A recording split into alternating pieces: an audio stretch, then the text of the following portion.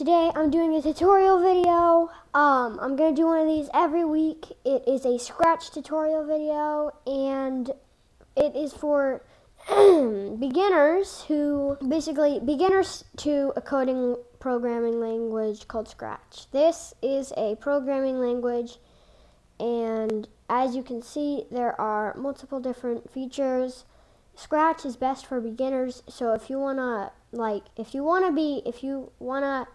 code stuff and you're new to coding or whatever, and you just want to start out, then I would suggest using Scratch as the first programming language. The first programming language I used, and it was really good. It's really good for beginners. It's supposed to be simple. So yeah, there are still a couple things about Scratch that you might not know. First, like this, so I'm using the Scratch offline editor for this video.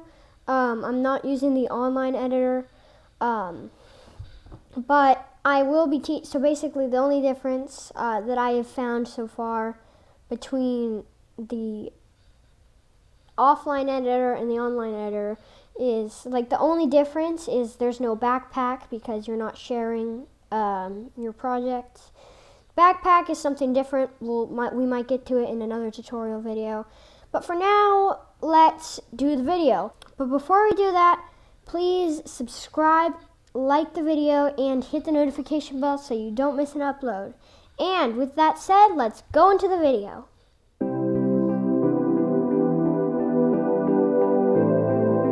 Okay guys, so for this first episode, I'm only going to be showing you the parts.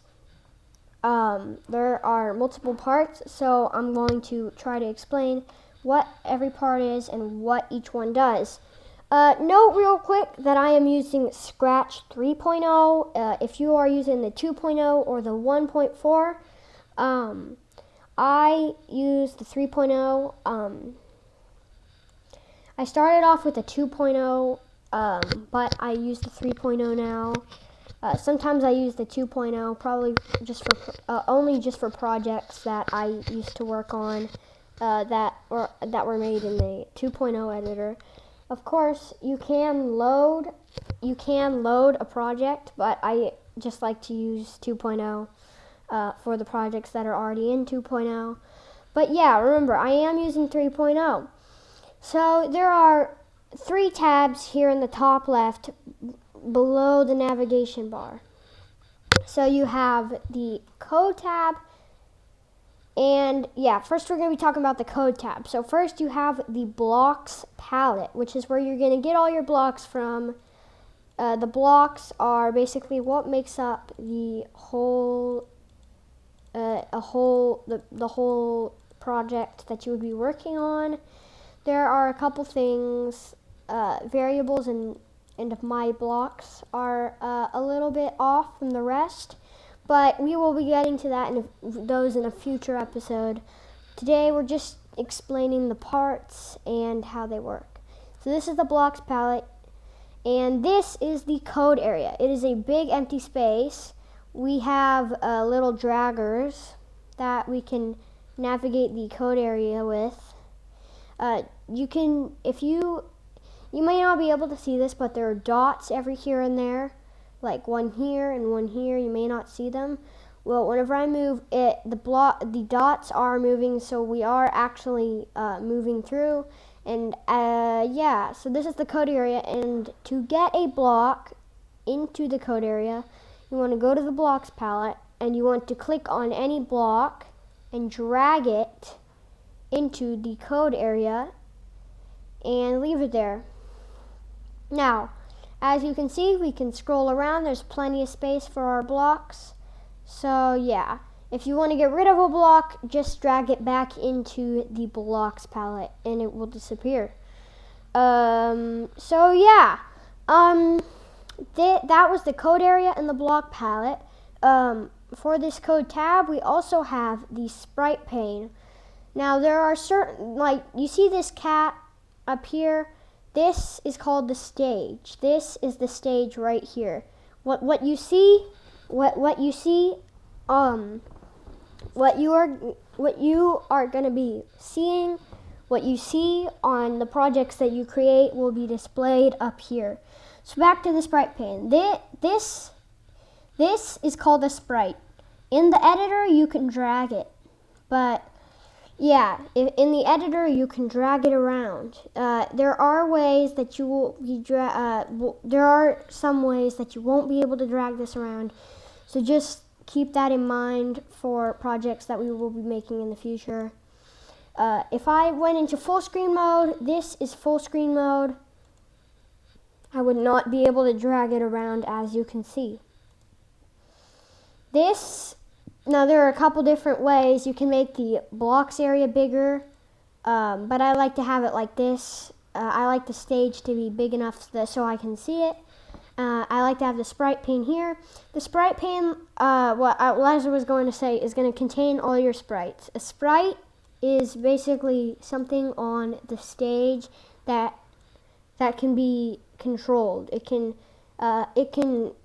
move, it can look different, it can play sounds, and it can do a bunch of different stuff. That is basically what you're going to be mostly changing throughout a project, a sprite. And all the sprites will be displayed here in the sprite pane. Now up here, when you click on a sprite, there will be the sprite options. As you can see, we can show or not show. If I click this one, it's an eye with a line through it, so that means not visible. It would hide, and if I click the eye for visible, it would show. Now, this shows you the size. If I type in like 50 for the size, it would go to size 50, and if I typed in 1, well, it would become very, very small. But I'm going to change the size back to 100. Oh, it changed the size to 5. I guess it can't go to 1. Well, and then, of course, we can also make it bigger. Like, this would make it huge. Yeah. Oh, looks like this is the limit size. So, I'm going to put this back to size 100. Now, there's the direction of the sprite. If I change the direction, this is 90. This is 180 for down.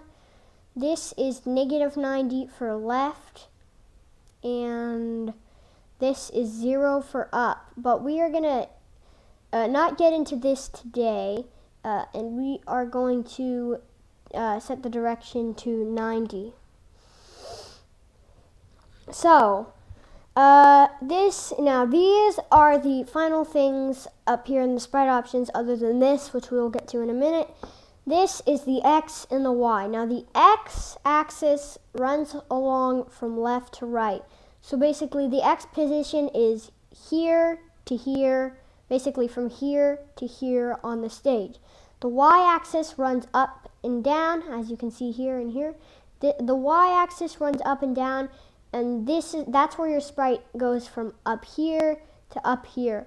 So as you can see, our sprite is at the Y -11, which means it is below 0. A negative number, if you don't know, is a number that's less than 0.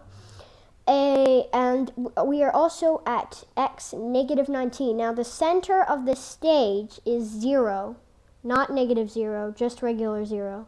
There is no negative and no positive 0. So the center of the stage, if we typed it in here, would be 0. So that would put our sprite in the center of the stage. Finally, this is the name of your sprite. I'm going to call it cat because it looks like a cat, and that's what I'm going to call it, the cat. Anytime you open up a fresh project, the cat, or sprite 1 as it will be called, is going to be the first sprite that you see here. We're not going to go into any other detail with the sprite palette, other than you have the different options for a sprite. You can paint a sprite, you can choose a sprite from the sprite library, which we will get to in another video. A surprise, which I've actually never seen before. I'm just going to click it. Okay, apparently it's just a random sprite from the sprite library. Yeah. And upload sprite, which basically means if you had an image on your computer or like something that looks like this or something else, you would click upload sprite, and then you would go to the file where it is kept and select it, and it would pop up here in the sprite pane, and you can name your sprite and all that. Now this is the paint editor. There are certain parts of the paint editor that we will be getting into. So this is the viewing area. This will allow you to make edits and changes to the sprite. So basically, I have these are the there are tools to this. Tools up here and tools down here. This is the select tool. With it, if I now this sprite is made up of many different things. If I click this head, if I put my mouse here in the center, I can drag it off and down, and that's how you would change a sprite. But enough of that. I'm gonna put it back where it was, or where I think it was anyway. And yeah, now if I wanted to get this back to normal, then I would click undo where I left it, and then click undo again. Click undo until it was into its original form. And if you did something you didn't want to do, like you brought it over here, just click undo and it will undo the change. Now, we're not going to be getting too much into the paint editor today, other than show you the parts of it.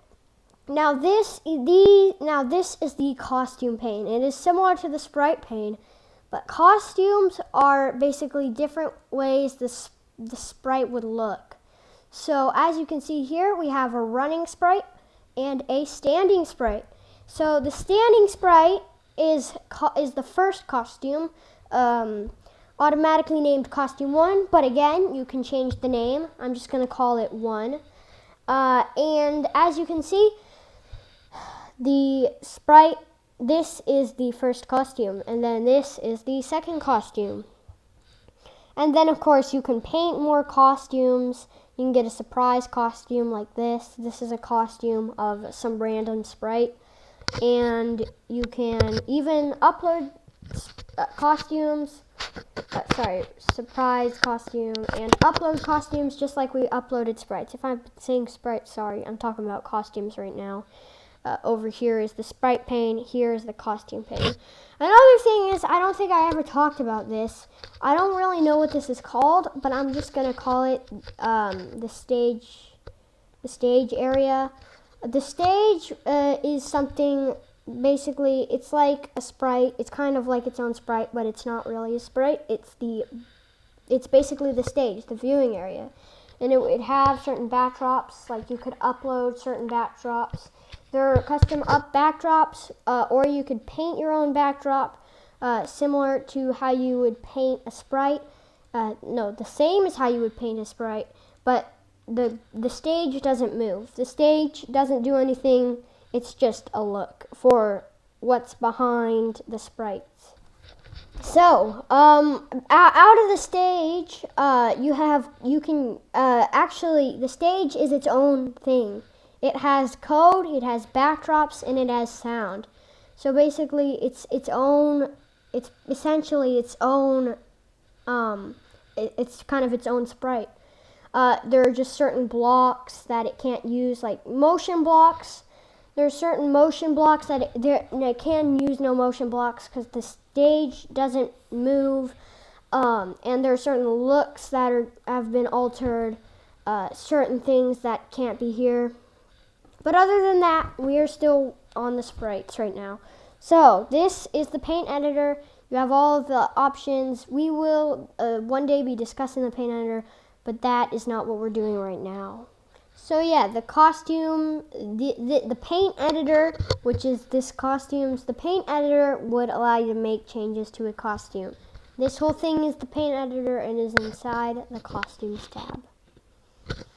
Well, that brings us to the last thing we're going to be doing today, which is the sounds tab. Now, each sprite comes with its own sound. This sound is called meow. We could call it anything we wanted. Again, I'm going to call it 1. Another thing I didn't say is this is the sound pane, but back here in the costumes pane, it will tell you the length and the width of the costume. So that's kind of cool. But yeah, and back here, it will tell you the length of the sound that you are playing. So this sound is meow, and it, as you can see, probably comes from the cat. So yeah, that does sound like a meow. That does sound very much like a meow.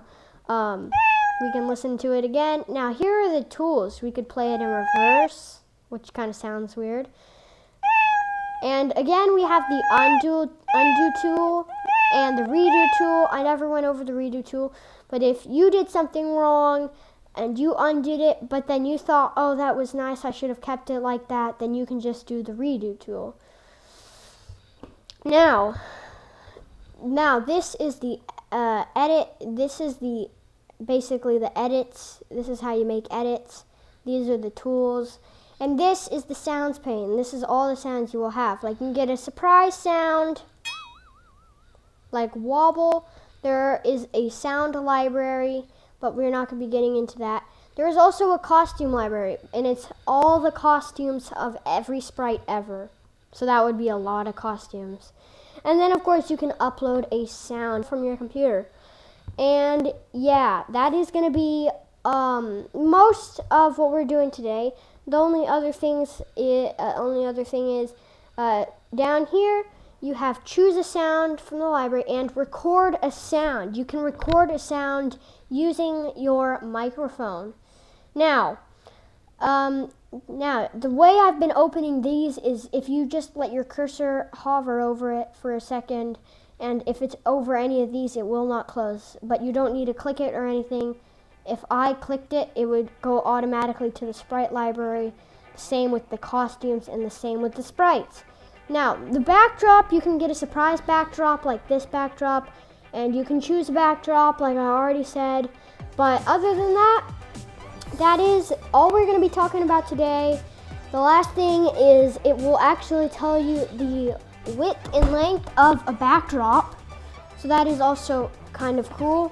The standard backdrop, I do believe, is 480 by 360.